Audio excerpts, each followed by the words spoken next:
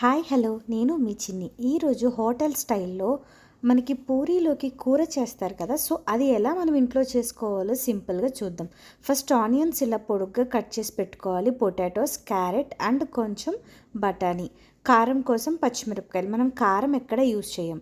So ఒక pan పెట్టుకొని అందులో ఆయిల్ వేసి హీట్ ఎక్కిన తర్వాత కొంచెం ఆవాలు అండ్ కొంచెం కరివేపాకు వేసి అవి కూడా వేగాక ఉల్లిపాయ ముక్కలు కొంచెం సాఫ్ట్ అయ్యేంత వరకు మగ్గించుకోవాలి.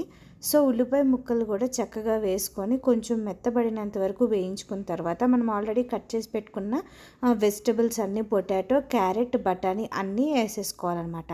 సో ఇప్పుడు అన్నీ వేసుకున్న తర్వాత ఒకసారి కలుపుకొని మంటని లో ఫ్లేమ్లో పెట్టుకొని మూత పెట్టి పొటాటోస్ కొంచెం ఇలా సాఫ్ట్ అయ్యే వరకు ఉడికించుకోవాలి. ఇలా అయిన తర్వాత ఇప్పుడు రుచికి సరిపడా సాల్టు, అలాగే కొంచెం పసుపు వేసి మనకి కర్రీకి కొన్ని నీళ్ళు వాటర్ యాడ్ చేసి మన పొటాటో పూర్తిగా బాయిల్ అయిపోయే వరకు మనం పెట్టుకోవాలన్నమాట. సో చూసారు కదా, నేను ఇలా వాటర్ యాడ్ చేసుకుంటున్నాను. మూత పెట్టి బాయిల్ అవుతుండండి. ఈలోపు మనకి కర్రీ చిక్కదనం కోసం ఒక చిన్న బౌల్లో గోధుమ పిండి ఒక 2 స్పూన్స్ తీసుకొని అందులో కొంచెం వాటర్ వేసి ఆ గోధుమ పిండి వాటర్లో పూర్తిగా కలిసిపోయేలాగా కలుపుకోవాలి.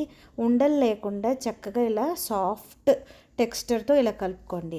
సో ఇలా కలుపుకున్న తర్వాత ఆల్రెడీ మరుగుతున్న మన పొటాటో కర్రీలో ఇది వేసేసుకొని తిప్పుతూ ఉండాలి. ఎక్కడ ఉండలు అలా కట్టకుండా ఒకే చోట ముద్దలా ఉండకుండా.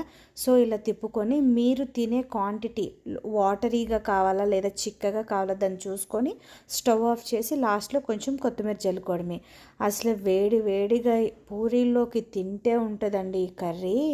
ఆహా, మనం ఇంట్లో చేసుకుంది ఎంత కాదన్నా ది బెస్ట్ అండ్ క్వాలిటీ. చక్కగా మంచి ఎటువంటి ఫుడ్ కలర్సు ఇంకెటువంటి మసాలా వాడం కాబట్టి మనం తిన్న చక్కగా త్వరగా అరిగిపోయి హెల్తీగా ఉంటాం అన్నమాట. సో మీకు నచ్చినన్ని పూరీలు వేసుకోండి, మీ పిల్లలు ఫ్యామిలీ అంతా హ్యాపీగా ఎంజాయ్ చేయండి ఈ ఆలు కుర్మాతో.